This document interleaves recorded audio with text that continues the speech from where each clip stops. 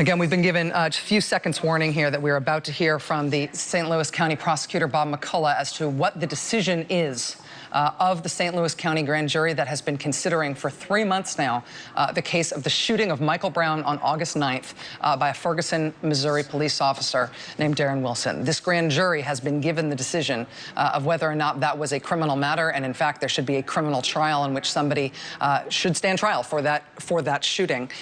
We are expecting not just an announcement of the raw decision of the grand jury. We're also expecting a lengthy explanation by the prosecutor as to how they reached their decision.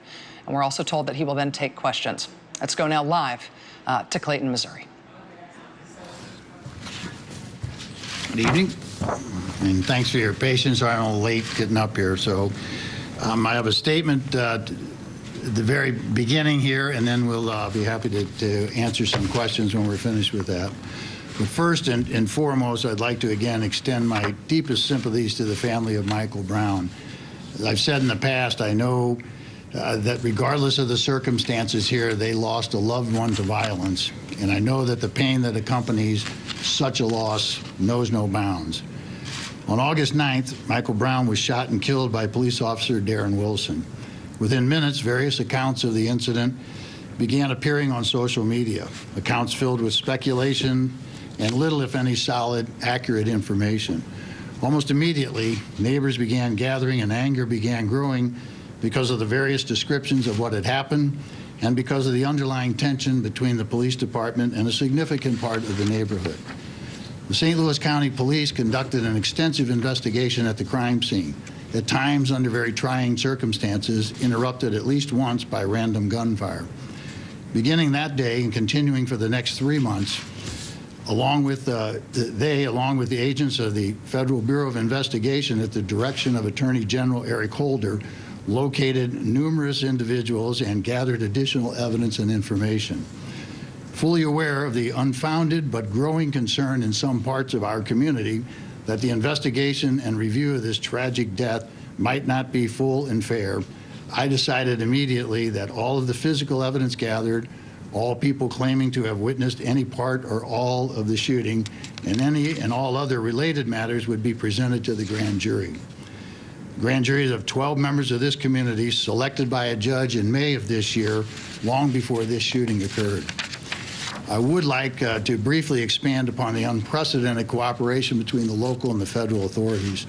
When Attorney General Holder first announced the federal investigation just days after the shooting, he pledged that federal investigators would be working with local authorities as closely as possible at every step of the way and would follow the facts wherever they may take us. As General Holder and I both pledged, our separate investigations follow that trail of facts with no preconceived notion of where that journey would take us. Our only goal was that our investigation would be thorough and complete to give the grand jury, the Department of Justice, and ultimately the public all available evidence to make an informed decision. All evidence obtained by federal authorities was immediately shared with St. Louis County investigators. Likewise, all evidence gathered by St. Louis County Police was immediately shared with the federal investigators. Additionally, the Department of Justice conducted its own examination of all the physical evidence and performed its own autopsy. Another autopsy was performed at the request of the Brown family, and all of this information was also shared. Just as importantly, all testimony before the St. Louis County Grand Jury was immediately provided to the Department of Justice. So although the investigations are separate, both the local and the federal government have all of the same information and evidence. Our investigation and presentation of the evidence to the grand jury in St. Louis County has been completed. The most significant challenge encountered in this investigation has been the 24-hour news cycle and its insatiable appetite for something, for anything, to talk about, following closely behind with the nonstop rumors on social media. I recognize, of course, that the lack of accurate detail surrounding the shooting frustrates the media and the general public and helps breed suspicion among those already distrustful of the system. Yet those closely guarded details, especially about the physical evidence, give law enforcement a yardstick for measuring the truthfulness of witnesses. Eyewitness accounts must always be challenged and compared against the physical evidence. Many witnesses to the shooting of Michael Brown made statements inconsistent with other statements they made and also conflicting with the physical evidence. Some were completely refuted by the physical evidence. As an example, before the results of the private autopsy were released, witnesses on social media, during interviews with the media, and even during questioning by law enforcement, claimed that they saw Officer Wilson stand over Michael Brown and fire many rounds into his back. Others claimed that Officer Wilson shot Mr. Brown in the back as Mr. Brown was running away. However, once the autopsy findings were released showing that Michael Brown had not sustained any wound to the back of his body, no additional witnesses made such a claim, and several witnesses adjusted their stories in subsequent statements. Some even admitted that they did not witness the event at all, but merely repeated what they heard in the neighborhood or others or assumed had happened. Fortunately for the integrity of our investigation, almost all initial witness interviews, including those of Officer Wilson, were recorded. The statements and the testimony of most of the witnesses were presented to the grand jury before the autopsy results were released by the media and before several media outlets published information and reports that they received from a D.C. government official.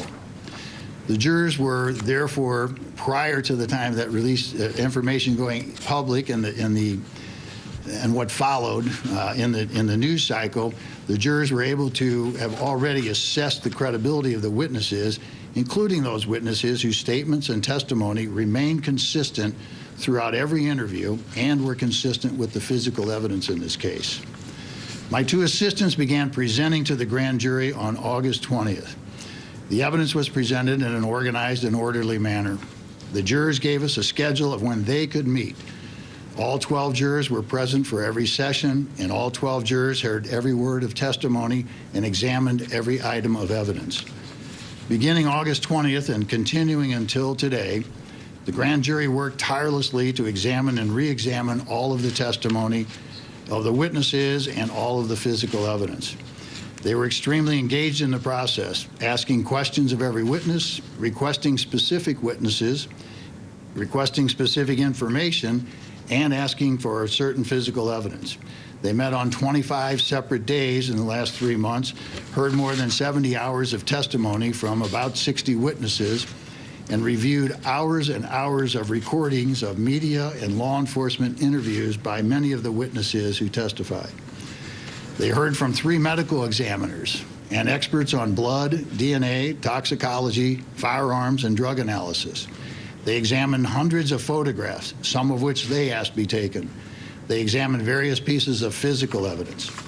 They were instructed on the law and presented with 5 indictments ranging from murder in the first degree to involuntary manslaughter. Their burden was to determine, based upon all of the evidence, if probable cause exists to believe that a crime was committed and that Darren Wilson is the person who committed that crime. There is no question, of course, that Darren Wilson caused the death of Michael Brown by shooting him, but the inquiry does not end there. The law authorizes a law enforcement officer to use deadly force in certain situations. The law also allows all people to use deadly force to defend themselves in certain situations. So the grand jury considered whether Wilson was the initial aggressor in this case, or whether there was probable cause to believe that Darren Wilson was authorized as a law enforcement officer to use deadly force in this situation, or if he acted in self-defense. I detail this for 2 reasons. First, so that everyone will know that, as promised by me and Attorney General Holder, there was a full investigation and presentation of all evidence and appropriate instruction of law to the jury, to the grand jury. Second, as a caution to those in and out of the media who will pounce on a single sentence or a single witness and decide what should have happened in this case based on that tiny bit of information. The duty of the grand jury is to separate fact from fiction. After a full and impartial and critical examination of all the evidence in the law, and decide if that evidence supported the filing of any criminal charges against Darren Wilson. They accepted and completed this monumental responsibility in a conscientious and expeditious manner. It is important to note here, and say again, that they are the only people who have heard and examined every witness and every piece of evidence. They discussed and debated the evidence among themselves before arriving at their collective decision. After their exhaustive review of the evidence, the grand jury deliberated over 2 days, making their final decision.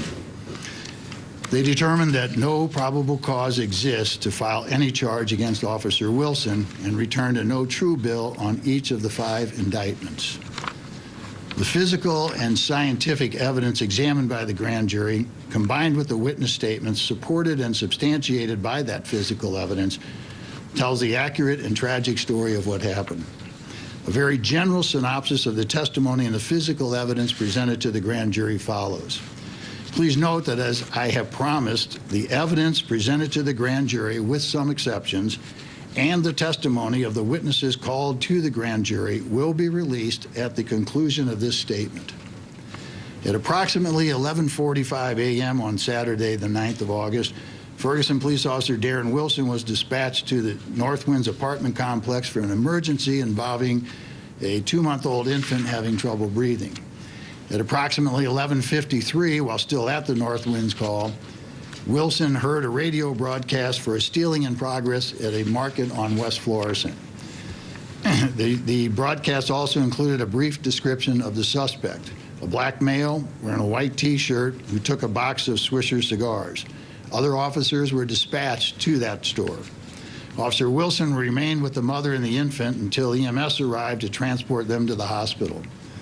Officer Wilson then left Northwinds complex in this Ferguson police vehicle, a Chevy Tahoe SUV, and drove west on Canfield towards West Florissant. An additional description of the stealing suspect was broadcast about that time, wearing a red hat, yellow socks, khaki shorts, and he was with another male. As Officer Wilson was attending to his emergency call on Northwinds, Michael Brown and a companion were in a local convenience store on West Florissant.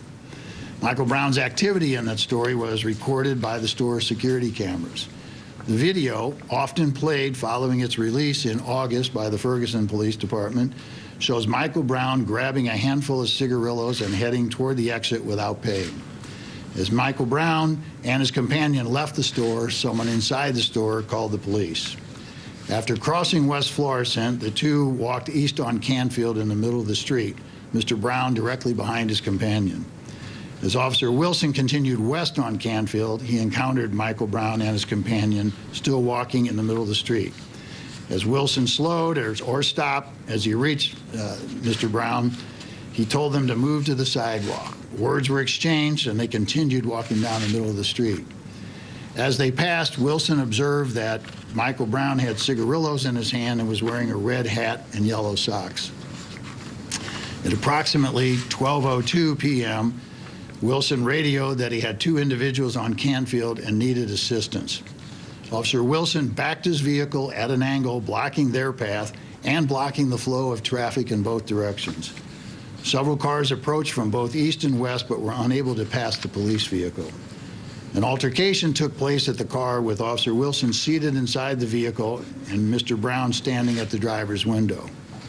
During the altercation, 2 shots were fired by Officer Wilson while still inside the vehicle. Mr. Brown ran east on Canfield, and Officer Wilson gave chase. Near the corner of Canfield and Copper Creek, Mr. Brown stopped and turned back towards Officer Wilson. Officer Wilson also stopped. As Michael Brown moved toward Officer Wilson, several more shots were fired by the officer, and Michael Brown was fatally wounded. Within seconds of the final shot, the assist car arrived. Less than 90 seconds passed between Officer Wilson's first contact with Michael Brown and his companion and the arrival of that assist car. During the investigation, many eyewitnesses were interviewed by various media outlets. Several others chose not to talk to the media, but contacted law enforcement directly. Witnesses were interviewed by local and federal law enforcement, sometimes together, sometimes separately, but all statements were provided to the other party. All previous statements of witnesses who testified before the grand jury were also presented to the grand jury, whether they were media interviews or whether they were interviews by the FBI or by the county police department. The statements of all witnesses, civilian, law enforcement, and experts